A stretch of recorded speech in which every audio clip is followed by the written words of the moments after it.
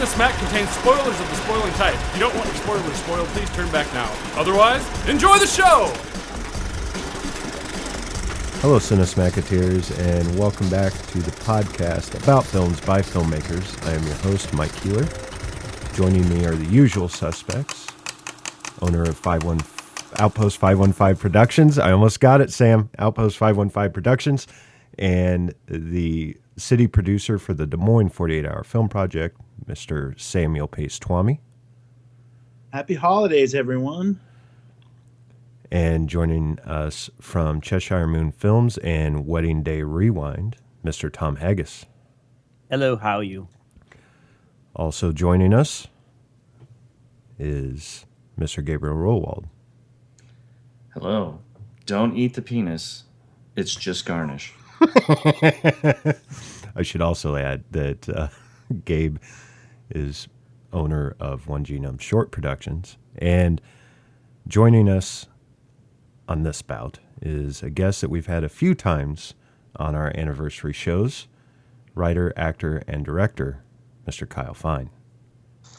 Hello, everybody. Pleasure to be back with you guys on your anniversary. Happy anniversary, everybody. And let's get talking about these movies, one of which I disliked greatly. All right. Well, thanks for being on, Kyle. This is going to be interesting. This is going to be interesting. Skip to the end. Okay. Well, first off, I just want to say congratulations to my fellow panelists here on 4 great years. Hopefully we have 4 more. I think it's going to take that long to get through the list that we have accumulated for movies, except for Christmas ones. We're running short on Christmas, so if anyone out there has any ideas, send them this way. So, yeah, let me poke the monkey and we'll get going.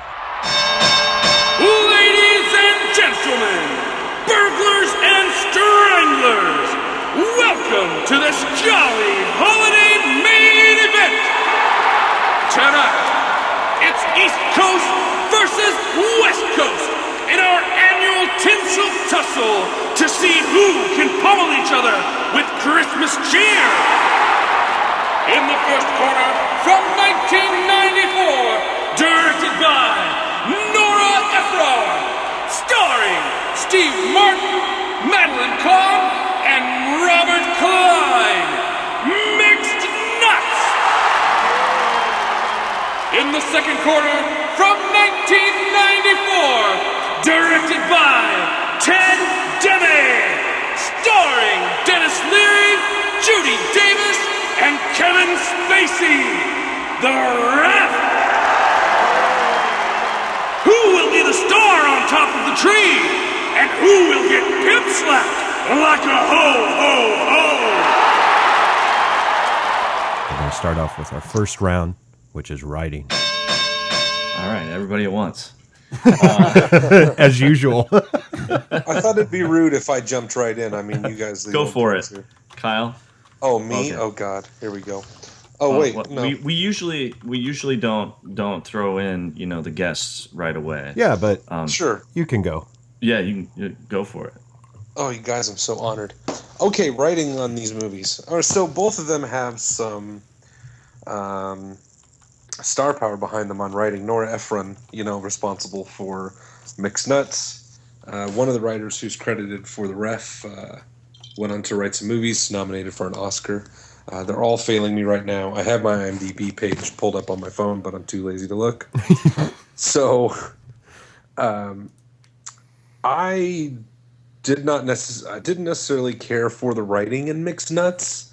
I thought it turned into a really weird, sort of slapsticky affair movie, and it had one of the weirdest through lines I can remember in a movie about the Seaside Strangler, which just kept coming up and coming up and coming up. Only to set up the ending, which I thought was very weird, and no one seemed to react appropriately when someone's murdered. But we can get maybe more into that. Spoiler alert, maybe get more into that at the acting. But I have to say I enjoyed the writing on The Ref much, much more. I thought it felt like a more complete movie. I thought it had more heart to the story. I thought the characters were better realized and fleshed out. They just weren't a collection of eccentrics and weirdos. So yeah, I'm gonna give this to the ref. All right. Yeah, I mean, definitely. how can you argue with the line? Grandma's eating through her gag. It's pretty good. And I think some of the Dennis Leary stuff in this, of course, is probably influenced by him. Ted Demme, the director, also directed No Cure for Cancer, so he obviously has a good idea of Leary and what he can do. So I feel, especially the rant at the end, is very much just Leary getting to be Leary. But I really enjoyed those. I'm a big Dennis Leary fan. Mm-hmm. Mm-hmm. Yeah, I felt like Mixed Nuts was a little bit meandering from a writing style. It didn't really it was just this, like Kyle kind of said, just a kind of this collection of weird people. And I guess maybe it's appropriately titled in that respect. But I didn't feel like it had a very cohesive plot. It didn't move from scene to scene in a very logical manner to me. It just seemed very random. Whereas the ref was definitely more structured to me, and each scene seemed to have its purpose and led the story along appropriately. And I agree with Kyle that it was just far better written than Mixed Nuts. Yeah, I think Mixed Nuts didn't know what kind of movie it wanted to be there for a while because it was mixed up itself. Like, it did get super broad with a lot of the characters. Like Madeline Kahn's character is super just non-connected to the world. And I know, Right. And they're building crazy people and whatnot. But to me, it was almost like a farce or a variety show at some point toward the end where it would just skip from here to here. And to me, it felt like it had a million endings. Like it was getting late as I was watching it. I'm like, then they're like, okay, and then this happened. You're like, okay, wrap it up. And then it's like, no, we're gonna pull back from this big tree slowly. And then no, we're still not done. And I was just like, oh yeah, my and God. then we'll show the mural at the end, and Right. it's like it's never really ending. Yeah, I can see that.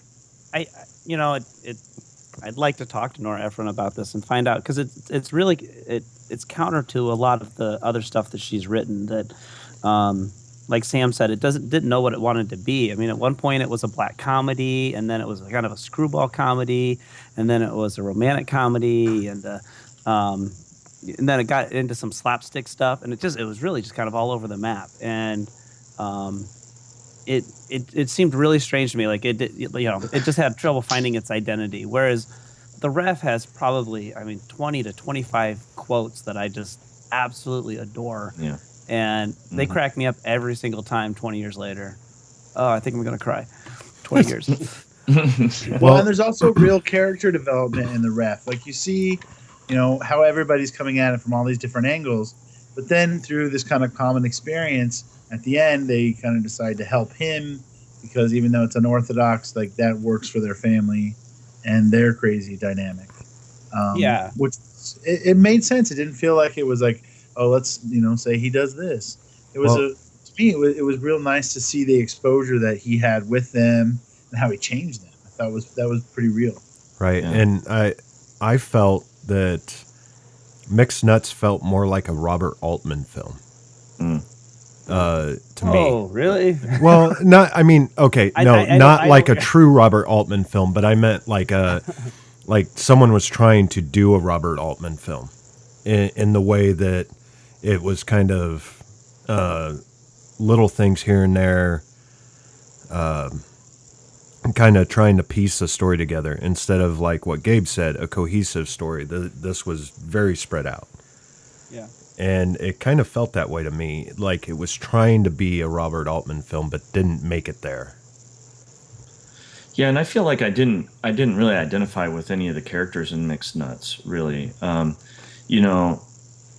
Whereas I could kind of, in some ways, identify with some of the characters in the ref, or at least I understood them. I knew where they were coming from, but I didn't know. I feel like Steve Martin was supposed to be kind of like the main character in Mixed Nuts, and he was supposed to be kind of the, in one level, the normal guy that you would identify with, and then you would see all these other crazy characters around him. Everybody had their own hang-ups or their own kinds of, phobias or manias or whatever, and he was supposed to be kind of the the normal core of that group. But I never really felt like I identified with any of those characters at all. It was just like I was on the outside just watching all these crazy people and not really being a part of it, not really wanting to get involved.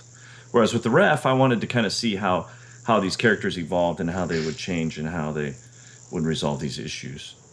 So, and I'm kind of curious. I couldn't find anything about it, but I wonder how much room they gave Leary within the script to be able to kind of do his own thing. Like Kyle said at the end, that's true, like Leary there. But I wonder if he was able to kind of ad lib certain things. You know, like if they said, okay, give us 2 takes of the script and then give us 1 take of your own. And how many of that they used.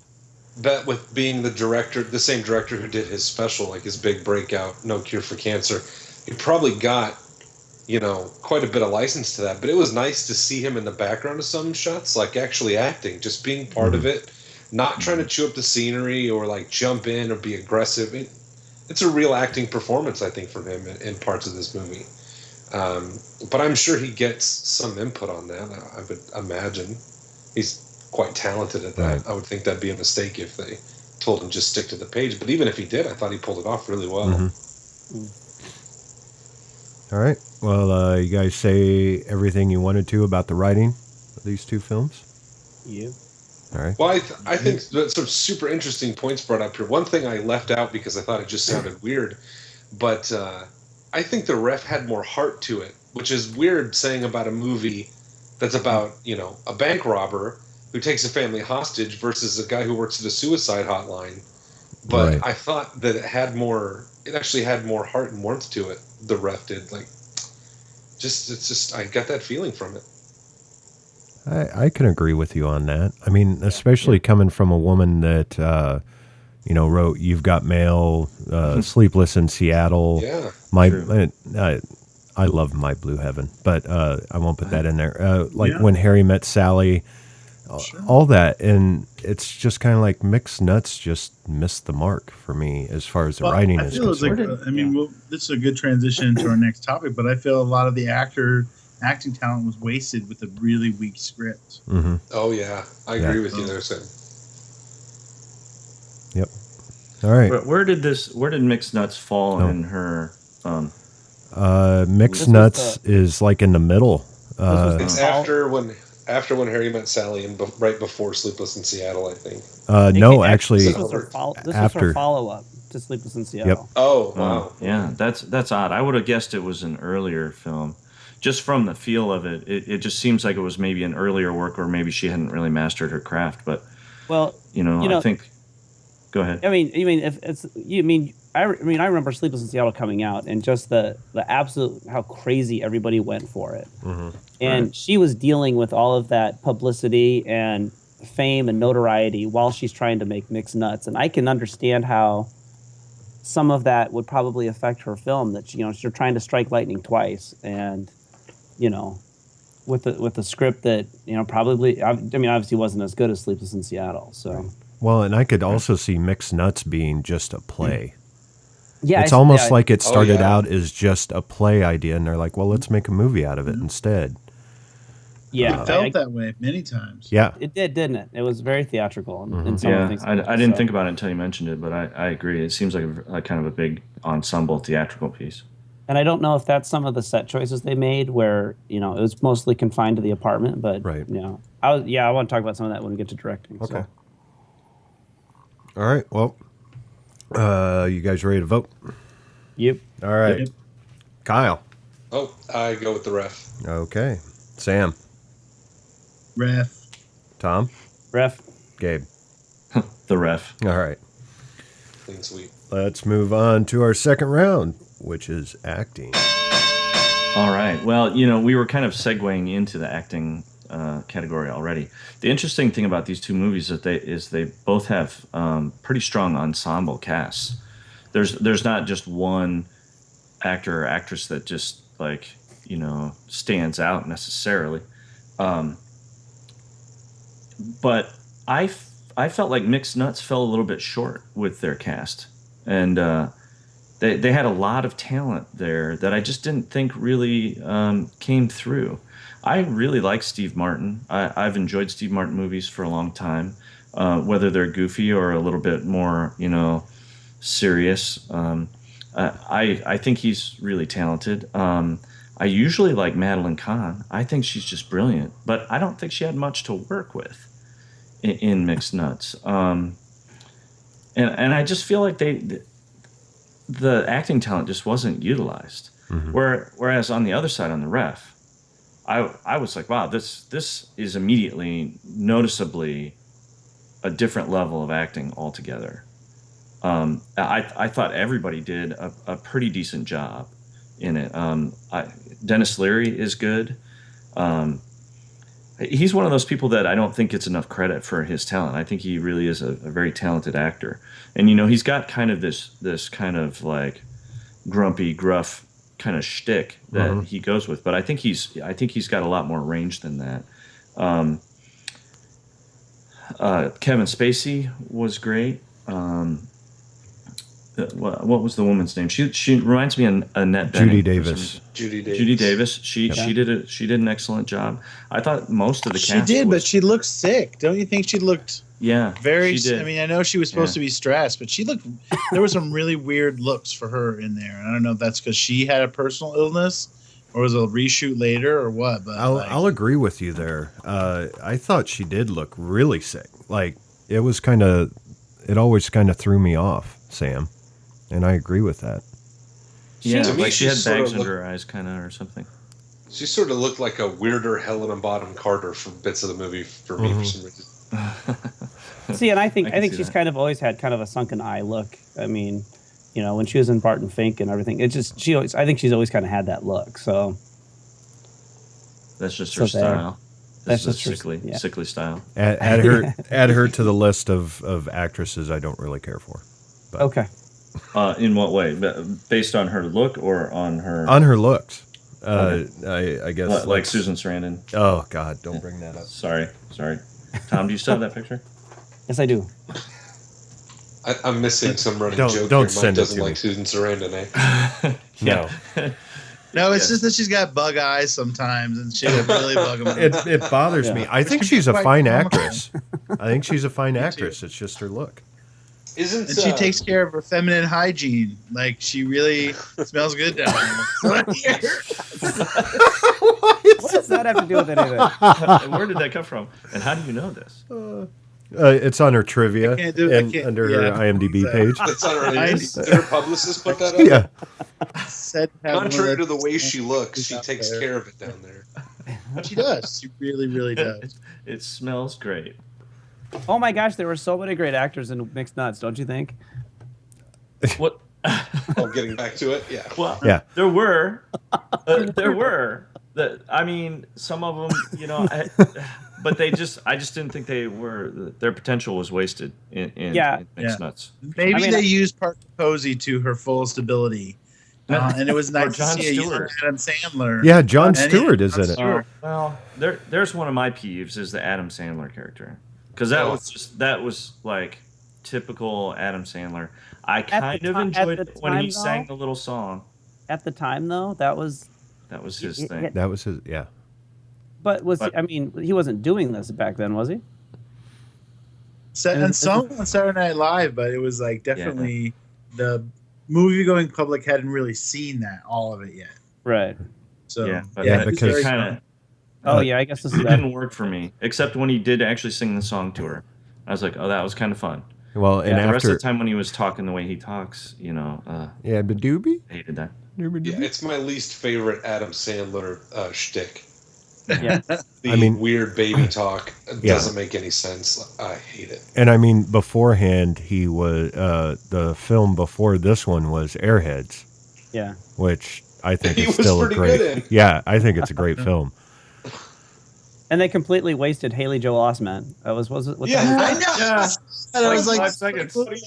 Dude, kid's gonna get an Oscar nomination. Come on, let's use what we got. Liev Schreiber was good. Like I think he took some risks that were pretty bold. For his first movie, that was pretty risky. Yeah, I had read that too. That it was his first. It was his first film role. Mm-hmm. Yeah. Yes. Thanks for And stealing it was my definitely thunder. a different way of seeing him. You know, it's like yeah, I like he Steve usually Martin. plays like a tough guy. Much like Gabe said, I like Steve Martin a lot, but Mhm. even Steve Martin couldn't save this movie, even with all the other stars and like Robert Klein and Madeline Kahn and Rob even Reiner. Julia Lewis was pretty good. Which sometimes her performances are harder for me to take, but this one I was okay. I think I really like the fact, like when they sit down, like Steve Martin taking the time to write down the time, what phone line. I thought that was hilarious. I like that. Like he was wanting to save a life, but he wasn't just like picking up the phone. There was a process that he had to go through. Right. I thought that was funny. But real quick before I cut sorry, I cut Tom off. But Rita Wilson, I think is pretty damn good in the film. Well, okay, not pretty damn good. I think she's passable in the film, but I really like her. Yeah, she's adorable. Yeah, she is, and she's married to Tom I like Hanks, a isn't lot she? of these people, but they just don't have interesting business. Like Rob Reiner's stale kind of shtick. Like, Yeah, hey, I'm gonna say, come over here, and it's like, oh Jesus Christ, it's better. You're better than that. Now, And- when I heard that pillow conversation, when they were talking about like, oh, how many pillows does she have on the bed and that kind of thing, that seemed vaguely familiar to me. Do I know it from that movie, or was that referenced somewhere else in something else that I've seen? I have to say I don't remember ever seeing that part when this film came out or whenever I did see it. So I would have to say it's got to be from something else because that seemed familiar to me as well. I don't know about you other guys. Yeah, because I don't. Well, I'm sure I've never seen it before, so I don't know. I don't know if that's been copied or was copying, or if I've just seen something similar to it. I don't know. I love Madeline Kahn's line when she's in the elevator and she does the "Hey, dickheads." I love that part. I've used that on my kids several times the last couple of days. The thing about Steve Martin, I don't know what it is, but he runs hot and cold with me. I never know when I sit down to watch one of his movies if I'm really going to enjoy it, and I don't know if he needs a director that reins him in, or is it the other way around? Someone that will just kind of let him run free, or if it's the script. I don't know what it is, but there's something about Steve Martin where he can make a really, really great movie and he can make really, really bad ones. Pink Panther, and I don't know what it is, but shout out to J.K. Simmons in The Ref too, by the way, because Yeah, that was his acting debut. he's the man, Yeah. and he's been playing that role for a long time. That's true. He has. Yeah, but acting in The Ref, man, I went to see this at the height of Leary Mania for the group of guys I hung out with in high school. No Cure for Cancer was usually playing in the car. And still to this day, if we're around and we hear just a little bit of it, we will just keep going with it. We have it memorized. Mm-hmm. And that's one of the main reasons we went to see The Ref was because Leary was in it. So, and for, I think Kyle, or was it Gabe? Gabe said it. I like his acting. I like how he does stuff. I like the expressions. I like, especially when he's on the phone and he just starts laughing when he tells him it's going to be an hour and a half to get the boat fixed. And I love that. So I think oh, sorry, Tom, I cut you off there. No, go ahead.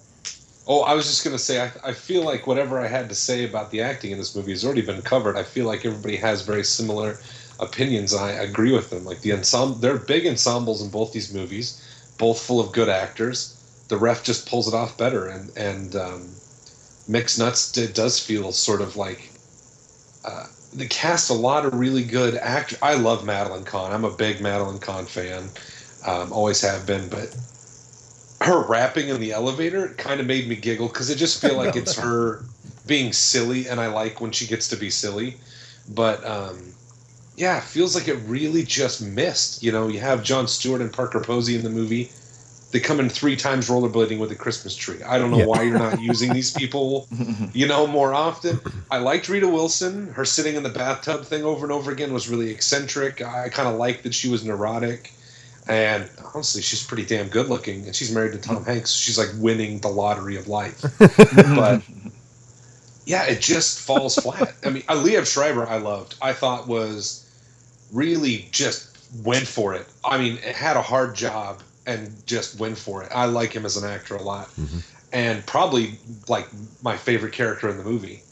I don't know what that says about me, that's the most relatable character to me in the movie, but it just liked him and his interactions with Steve Martin. The biggest laugh I got of the whole movie was when Steve Martin is running from one room to the other and Liev Schreiber just picks him up and tosses him in the middle of a dance. That's the biggest laugh I got in the whole movie, so... And it's Adam Sandler being the worst Adam Sandler, in my opinion. And the ref, Leary, is great. Spacey is great. His dynamic with Judy Davis is great. You really get this, vitriolic sort of failing marriage. Even the kid, I remember I saw the ref years ago, and I thought the kid played a much bigger role in the movie. Right. He's not in a ton of it. I thought he did really well. And anytime you can get J. Jonah Jameson up in the movie, I'm good with that. And... it was Raymond J. Barry who plays the lieutenant, who's the character actors and everything. I love that guy in the bumbling cops. Yeah, I thought it was really good. Well, so yeah. Raymond J. Barry is in one of my favorite TV shows that I've talked about many times, Justified. He played Arlo Givens. He played Raylan's dad. And wow, you want to talk about an outstanding performance in that show. But I wanted to touch on Spacey. Even though I said that I went because I was a fan of Leary's, I walked out a fan of Kevin Spacey's after that. And I've tried to watch every movie he's been in ever since then. It just made me a fan.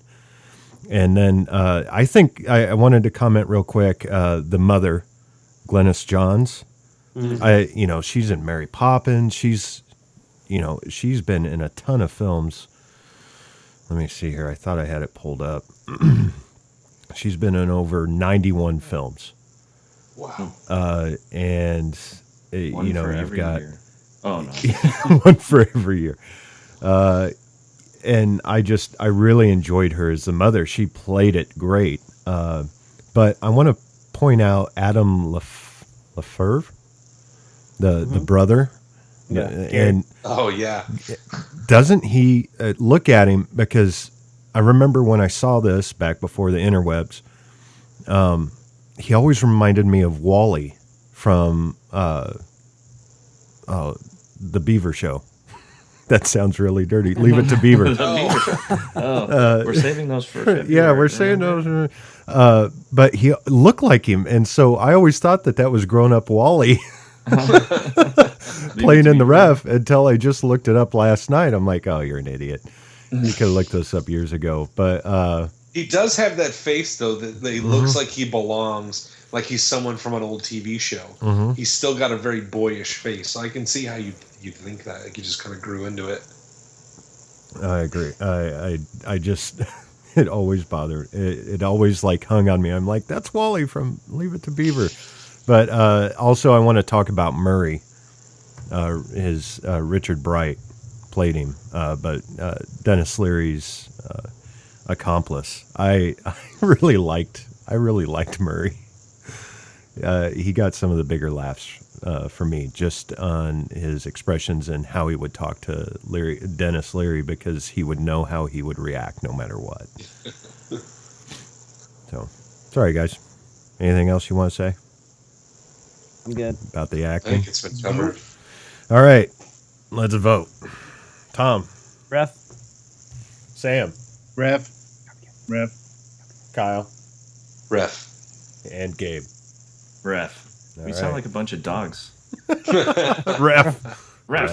What country do dogs say ref? They say different things in comics in every country. I think it's France. I think it's French. France. Dog. Ref. Ref. Wearing dogs. Yeah, beret, exactly. They're lapping wine out of their dishes. They're not nice to foreign dogs. Okay, I know it was spoken of, but Liev Schreiber's theatrical film debut was Mixed Nuts. His first credited role by one day was in the TV movie Janek: The Silent Betrayal in 1994, which premiered on television the day before Mixed Nuts opened in theaters. And Dennis Leary only fires his gun once in the entire film, and it was fired at the smoke detector to stop it from beeping. Yeah. Because we've already hit on the film debut of J.K. Simmons, who I don't think can do anything wrong in my book. But how old was he when he made his debut? Because he seems. Let's see. There. He was born in 1955, and the ref was in the 90s. Was 94. So he's 40 almost. 40, yeah. He was 39. Yeah, there you go. They'll 30. Yeah, he was my age when he shot it. Oh God, that's so scary. And that was his debut. I've done nothing with my life. Yep, that was his name. Film debut. Tom, you can be my J. Jonah Jameson any day. All right, no guys, problem. We're saving that for February. Oh, anyway, let's move on to our third round, which is directing.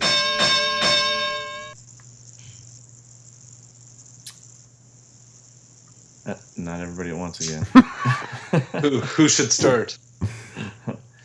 Here, I'll pick someone pointing at the screen. Sam. Did we lose Sam? Well, that'll explain it. Oh boy, Sam. I think we did lose Sam. Have been quiet. We lost him. We did. Lost you.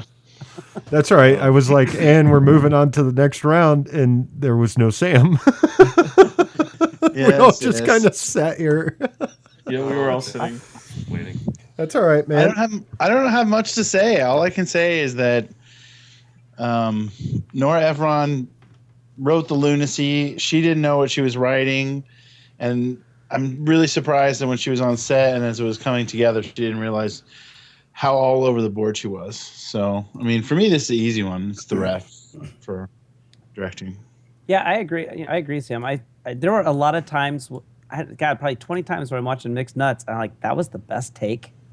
Like, I'm sitting there looking at it, and I'm like, that the inflection was all wrong. It didn't seem real. It's just, that was awful. Get Gary Shandling back in here. And the ref was, God, it was just so pitch perfect throughout the whole thing, and everyone had chemistry with everyone else, and truly, I mean, there were just some minor characters. The kids that come in, their nephew and niece that come in, have some really great chemistry with the older adults, and it was really, really funny and very well directed, very well directed. The joy they take in tying up the adults is great. Yeah, gagging grandma. I echo exactly what Sam and Tom said. I mean, yeah, I think being on that set of Mixed Nuts, I don't know how you don't see that it's just strange. It just doesn't fit. It doesn't come together well. The ref had like a theme and like a feel throughout the whole thing, and I thought it was much better directed. I mean, that's really all I have to say about it. Yeah, and like we were saying earlier, I felt like maybe this was one of Nora Ephron's earlier films. It didn't seem like the work of an experienced director to me, or an experienced writer. So, yeah, I'm not quite sure what happened there. It really didn't come together the way it should have. I think there was probably potential, especially with that cast, but yeah, it just was not well done. One of the things I really liked about the ref was the lighting, actually, and the camera movement. I thought the lighting was a little bit dark, a little bit stark. And I think it kind of matched the theme of it, and it matched kind of the people's relationships a little bit, and I enjoyed that a lot. I think the director harnessed a great cast and got the best out of them. I don't know how you could do much better than that. It was well done.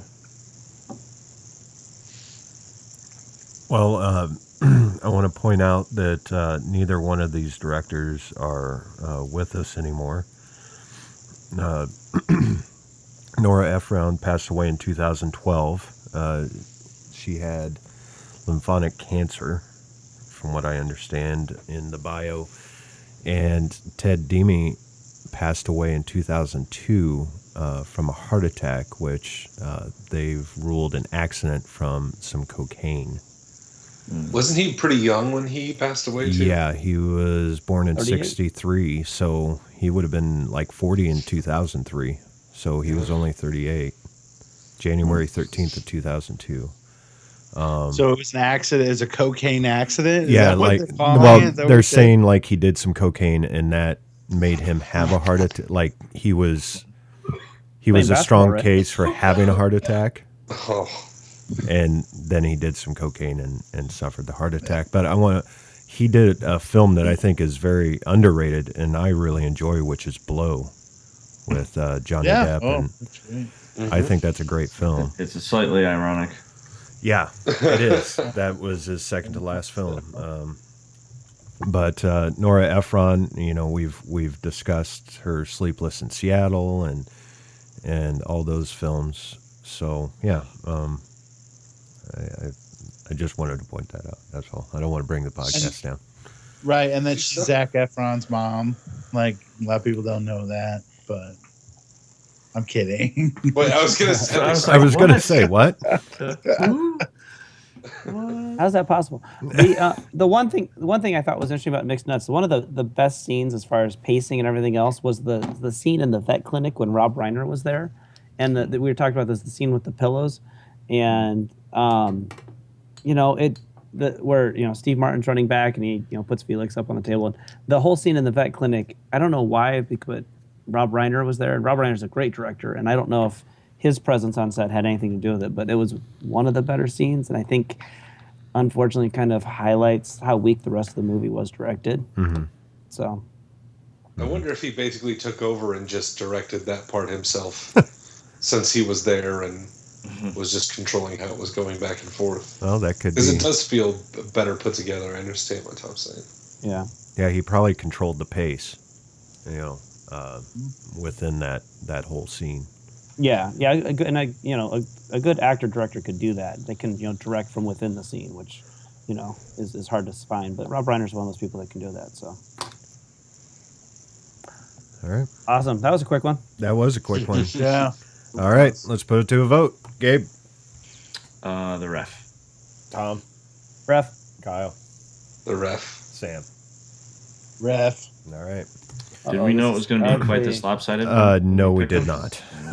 I did after I watched them. Me too, actually. And after I heard Sam say early on that he definitely did not like one of these movies. I was really I felt worried. the same way. I was really worried that Sam was gonna be like, "Oh yeah, the one I didn't like and everybody else didn't like was the one you liked," and I'd be like, "Oh no, that I'm happens. the only one." That happens. Well, having done it with these guys for so long, I was like, okay, I'm hoping that you're coming in thinking the same thing I am, because if not, I'm going to be like, really? That thing was all over the board, and I could not wait to get done with it. Like, I had heard good things about it. I think I recommended it because I had heard it was like an alternative Christmas movie, and I don't know whoever gave me those bad details, but it was like, yeah, it was just.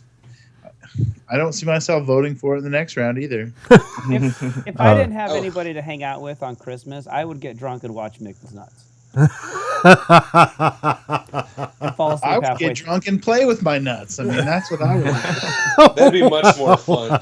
I agree. Yeah. An old timey at the same time. Holy cow. Okay. It's an old timey Christmas. All right.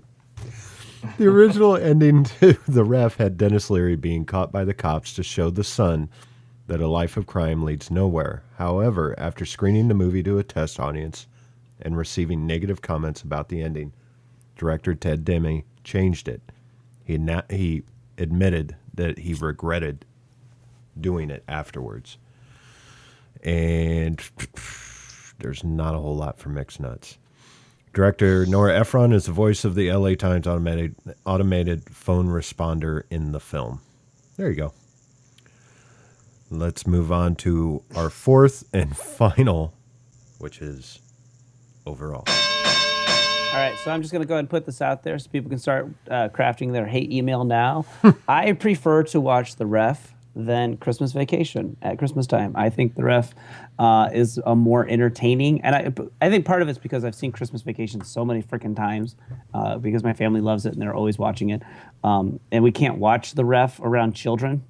As I found out this afternoon. So The Ref is probably my second favorite Christmas movie after It's a Wonderful Life. And it's all for all the reasons that we've already talked about. The acting is fantastic. They all have wonderful chemistry with each other. The script is off the hook, whether or not it's Dennis Leary's own contributions or the thing itself.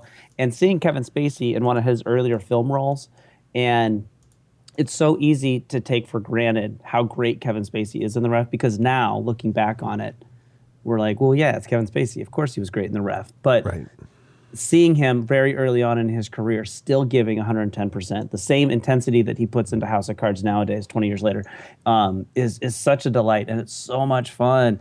And it's such a fun ride. And it moves really quickly. The movie's over before you know it. And every scene... God, all the stuff with the sheriff is hilarious.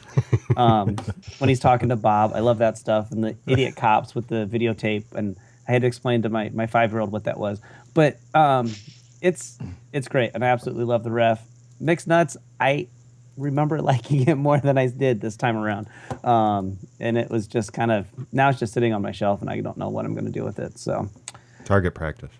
Yeah, a coaster for my upcoming Christmas party, perhaps. There you go. Mm-hmm. Yeah, I don't know. I guess I don't really have a lot to contribute in the overall section either. Tom pretty much nailed it on the head. I wanted to like Mixed Nuts, and I actually thought before, I hadn't seen either one, and when we chose them, I thought for sure I was going to like Mixed Nuts more because I do like Steve Martin, and it just seemed like more of a fun movie. I didn't really know anything about The Ref. But then after seeing them, the total opposite was true. I was like, what happened to this movie when I was watching Mixed Nuts? It's like, this is going nowhere. I'm not really getting anything out of this. And I thoroughly enjoyed The Ref, a lot more than I expected to, honestly. And I'm not sure it's my second favorite Christmas movie, but I don't know that I've ranked my Christmas movies. So I can't say for sure yet, but I'll get back to you on that. Yeah, I can't say it's my second favorite Christmas movie either. I'm new to it, but it'll probably be the most recommended holiday film for the next several years to people, because it is, to me, it's like a discovery, because there's so many Christmas films that we've seen rehashed over and over and over again. It's nice to have one that is set at Christmas time, but also has a Christmas message. And it's just original and something that is kind of more adult, that it doesn't all have to be what we remember from our childhood. I think good holiday films can also be geared toward adults. So yeah, overall, The Ref is the one you want to watch again and again. I would not recommend Mixed Nuts to anyone unless they it's like, unless the Hallmark Channel runs out of Christmas movies, which that's not going to happen. I'm not going to recommend it. Well, never mind. I was going to make an off-color joke. Keep going, guys. I was going to say more likely the Lifetime Channel will have a Christmas film, but it deals with a woman getting raped or her husband acting or faking his own death, and I would rather watch their those. Version of Mixed Nuts. I would rather. I would race nuts. Like, oh no, Mixed race nut. Oh, I'm glad this door is getting open, because this is the kind of place I like to live. I would rather watch those than Mixed Nuts. That's all I'm saying. Or they're horrible made-for-TV movies. So sorry. Can I go back in time and make my Nora Ephron joke now? No. Oh man. Okay, I'm gonna do it anyways. Because Tom said he wishes he could talk to Nora Ephron and find out what was going on with Mixed Nuts, and I almost blurted out, "You're going to have to find a Ouija board." Oh. I know, right? That's bad. I couldn't help it now. You opened the door. Oh. All right. Yeah, you can cut that if you want. I won't be here next Christmas. I agree with, like I have most of the rounds, with everything everybody else is saying. I think we all have pretty consistent views on these movies. The Ref is up there in my list of favorite Christmas time movies, but I don't really think of it as a Christmas movie. I kind of, forgot that it took place during that. I haven't seen it in years, but it feels like a very authentic sort of adult Christmas, and it's much more grounded in reality, and it's not so slapsticky and strange. And I would definitely recommend it to other people. Mixed Nuts, I wouldn't recommend to anyone. It's probably one of my least favorite Christmas movies now. I really just did not enjoy it, and yeah, so I think The Ref is just a superior movie, in my opinion, for all the reasons we've all stated all night long. All right. Is that everyone? Did you guys already blow through that already? Yeah. Just real quick, Gabe was talking about this, about maybe talking about movie posters in the overall, like what we try to do with the music. The music was way more memorable in The Ref than, because was it Gary loves Nat King Cole. But Mixed Nuts, not so much. But talking about movie posters as well, like Mixed Nuts, it's just like, come see Steve Martin is like the whole basis for this poster. Is like Steve Martin's in this, and these other people. And then I love the poster for The Ref. I've always liked that, where Leary's standing there with his foot up, and in the background you see Kevin Spacey and what's her name? Judy Davis. Yeah, Judy Davis. I've always loved that. I like how it's framed. I like everything about it. So that's my take on the movie posters. I don't know if you guys have anything to say about them or not. I guess not. So I remember the copy of The Ref. Probably the first time I saw it was on VHS, and I remember that copy of the cover you're talking about. And it's you can pick it out of a movie store. You can see it on on the shelf, and you know what it is. Like it reminds me what that movie is. I think that's a good thing for a poster or a cover to make you immediately recall what that movie is. Did anybody else notice that there was a titular line in Mixed Nuts? Yeah. When the only time the word Mixed Nuts is like mentioned is when they talk about Steve Martin's parents getting hit by a truck carrying mixed nuts. Yes. Which didn't make any sense or like have any bearing on the movie. Yeah. Even the title. Yeah, even the title kind of had like a theatrical, or like it was a play. The thing that I had forgotten was that The Ref had come out in March, and I think it's a testament to how incredibly great The Ref is, that it came out in March and it's created. Is it a cult film? Would you say it's a cult film? I don't know if you'd say that or not, but it's really well known. It could have been lost into history. And this Christmas movie that came out 3 months after Christmas, I think it's a testament to how great it is, and it still stands the test of time, and it's really funny. And it does have kind of timelessness to it, I think. Yeah, and since I think it had a smaller budget, and it made it back. It didn't do much better than that, but Mixed Nuts was a horrible bomb. It didn't even make its budget back. Yeah. Most of that was the salaries of those big, the big names or whatever. It's like, holy crap! Mm-hmm. It's like crap with a star. It's like great, many stars or whatnot.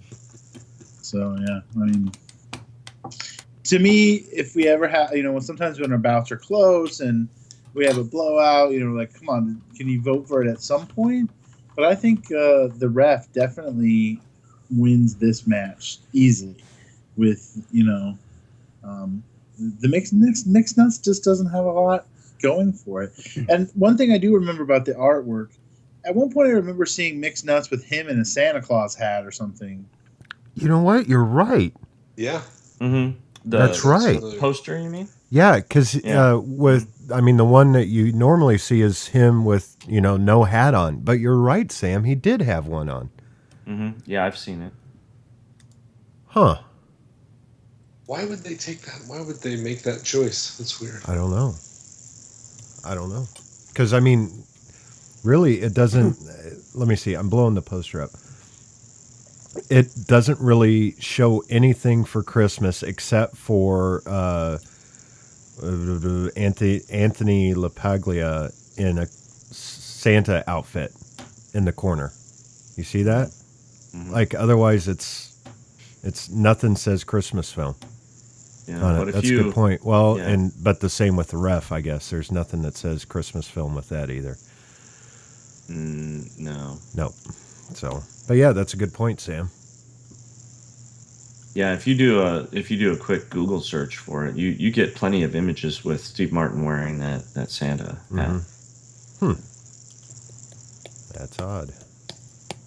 Do we think there's anything too that it seemed like it was much harder to get your hands on a copy of Mixed Nuts than it was to find the ref? Yes. I think that goes to what Tom was saying.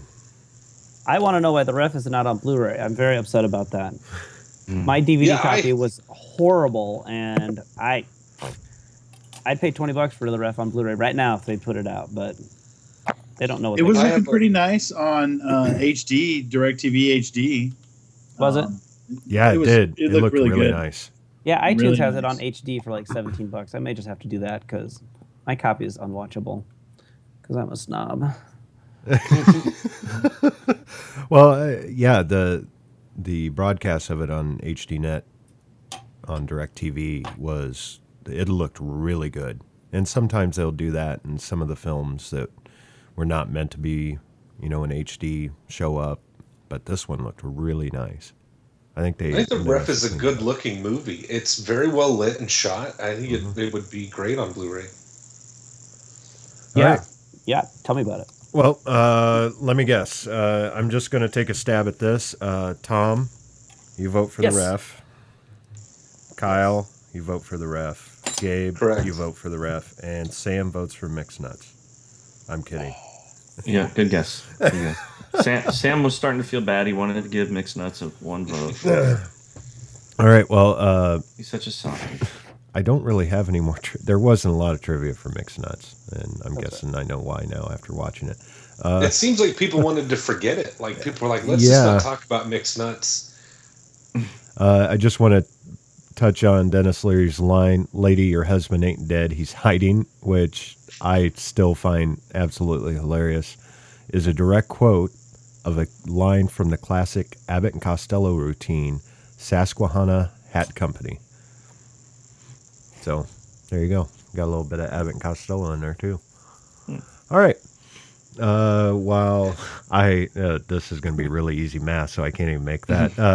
Let's just move on to your recommendations for this month. We'll start with Kyle, since you started us off. Okay. I'm going to recommend a few movies I saw in the theater not too long ago that you guys should check out if you can while they're still there. I'm not sure if they are. Interstellar, which I know is a 3-hour jaunt, and it's not really going out on a limb to recommend it, but I really enjoyed it. And Nightcrawler with Jake Gyllenhaal. If you haven't had a chance to see that, I absolutely loved that movie. Loved his performance.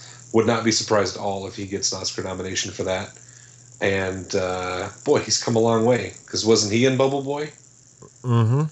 Well, there you go. From Bubble Boy to maybe Oscar winner. Bubble Boy.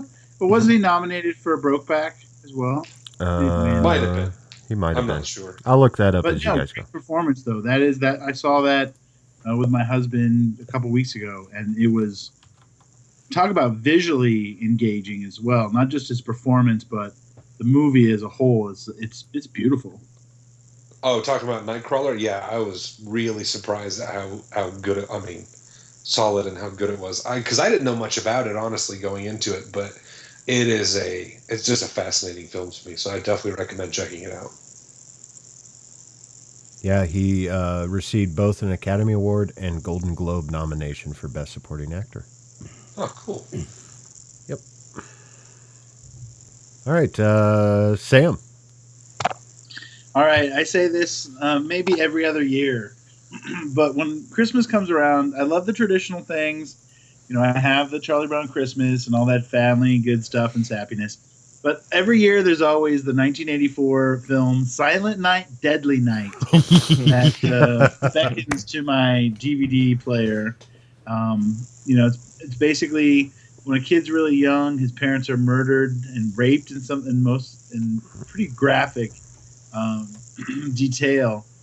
in front of him when he's a kid, and then he's sent, to an orphanage and kind of turns crazy and kills people. It's great. It's really not the holiday spirit that most people would think of, but it's hilarious, and it's an independent horror film that really raised a lot of people's ire, parents groups and stuff like that when it first came out.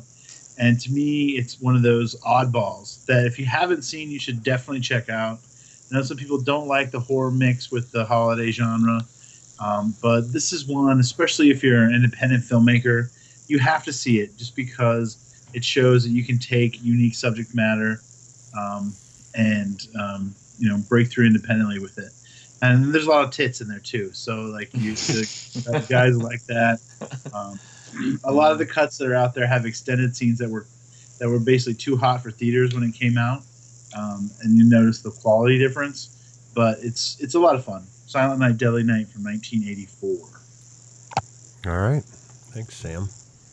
And just real quick, you guys were talking about Jake Gyllenhaal. I want to say I'm a big fan of his brother, Maggie Gyllenhaal. We'll go on to Gabe.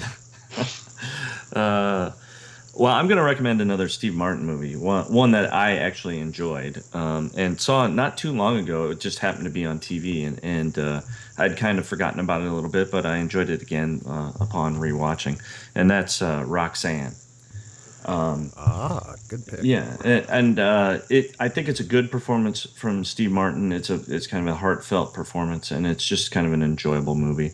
It's pretty lighthearted, nothing too heavy going on there, but I just enjoy it quite a bit. All right, thank you, Gabe. Tom. In keeping with offbeat Christmas movies by dead directors, I'm going to recommend. No. I'm going to recommend Eyes Wide Shut, because as much as a lot of people really hate it, I'm not a super huge Stanley Kubrick fan, I'll be honest with you. I really like Dr. Strangelove, but for some reason, Eyes Wide Shut, when I saw it in 1999, I was 22 years old, and it was it struck a chord with me, and I thought it was an incredible journey through the torture that jealousy can put on someone. And it's got Christmas lights in like 5 or 6 scenes, so it's kind of Christmassy. So and I'll add, there's boobies in this too, as you well know. But it's more than boobies. It's also a compelling story with a score that's so easy to learn on the piano. I've learned it all, the whole thing. It's got 3 notes. It's fantastic. So Eyes Wide Shut, check it out. All right. Thanks, Tom. Yeah, sure. I'm still trying to figure mine out. I'm like going through all the Christmas lists, and I'm like, I think someone's already recommended that. We did that one.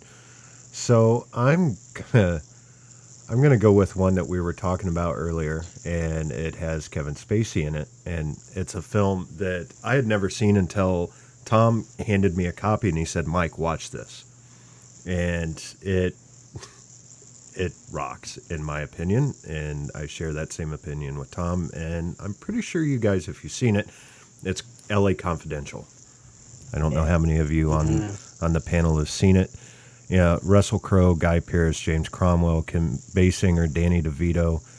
It is absolutely fantastic.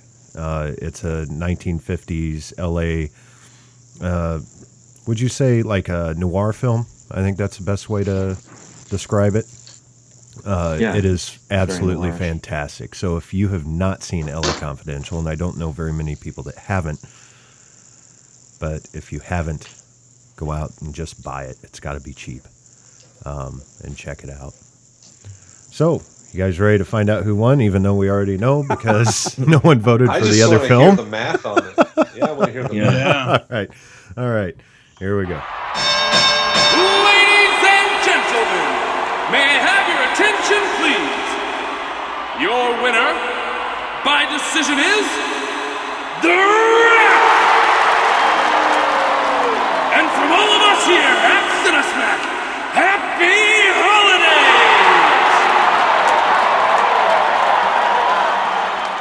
We've had like 1 or 2 blowouts, I think, haven't we? Maybe yes. No, the core versus Sunshine. Yeah. That was just mean, putting those two up against each other. Mm-hmm. That was. All right. Oh, let me guess. Sunshine won that one? Oh, God, it was ugly. Yeah. Yeah, I imagine. Yeah. We still make jokes about it. We do. Uh, I still have a copy of The Core that I watch every once in a while just because it's so awful. I love to watch it. It doesn't make any sense. I know it doesn't. Stanley Isn't that Kuchar, movie- why are you there? Isn't that the movie where a giant silver dick has to start the world? Yep. That's the one. Okay, cool. Yeah. Isn't Hilary Swank in that movie? Yeah. Yeah, 1L, 2 Oscars. Still in The Core. 1L2 Oscars. Nice. Mark Johnson taught me that. Yeah. Yes, sir. Well, before we get on to where people can stalk you, I want to say once again, thanks for joining me on this ride, you guys. I've had a blast doing this. I hope we have many more years ahead of us, even though this is our fourth year. And it's hard to believe that we started out 4 years ago talking about, what the hell did we talk about? It was the weird Jim Carrey film where it was all animated. That's weird. What was it? Damn it. Was Christmas it Carol. 3D? Christmas There you Carol. go. Yeah, Christmas Carol. the Christmas Carol versus oh my God, I just went totally brain dead.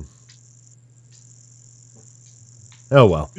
Anyway, Down somewhere. I still remember talking about how bad it bothered us watching Jim Carrey in that role, and the whole issue with the animation not looking lifelike and yet trying to look lifelike. It's like that Polar bothered us. Express. I don't want to see Polar Yeah. Express because it's like, creepy. Yeah, it's the whole Uncanny Valley Yeah.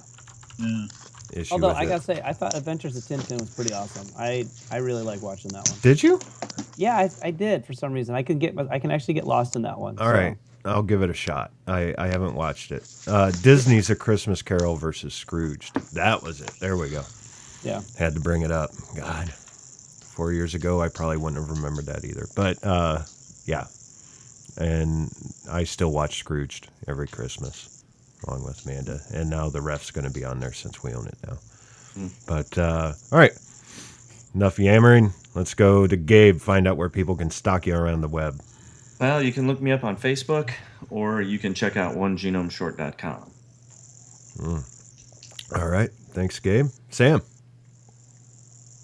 Yeah, Facebook, online. You can find me 48hourfilm.com/Des Moines. We'll be coming back next year. But before that, we got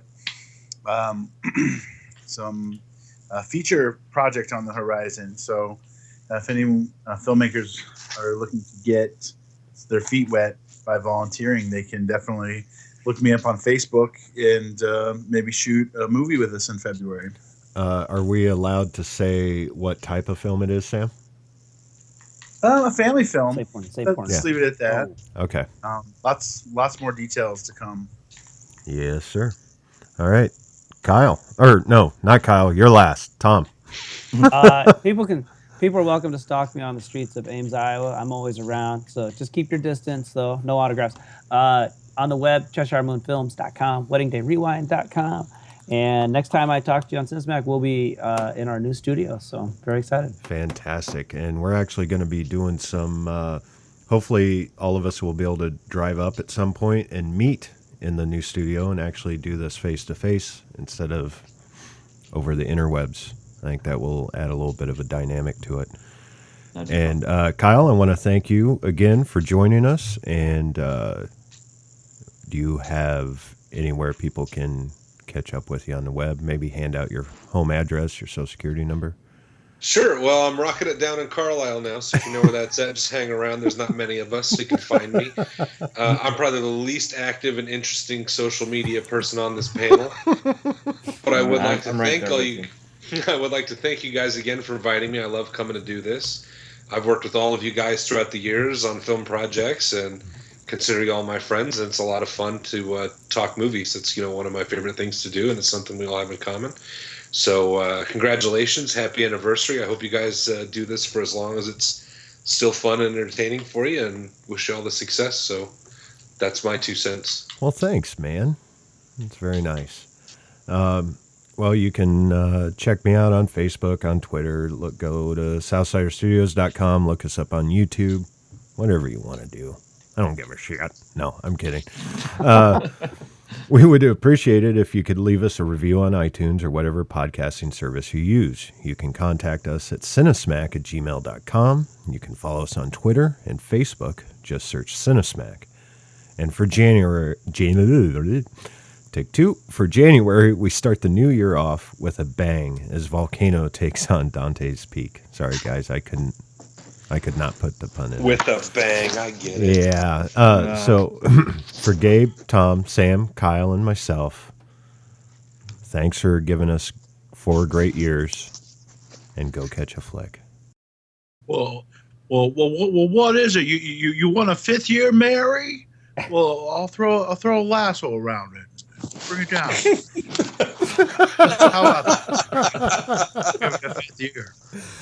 That was great. Oh, that's great, good, Jimmy Sam. Stewart. That's great, Sam. Hello, Sinis. Yeah, let's do it. Sorry. Oh, false start. False start. Take 2. Take 2. And action. This has been a test of the Southsider Studios podcast system. This was only a test. If this were a true lack of entertainment, your head would explode. Go to iTunes and subscribe to our feed. Just search Southsider Studios.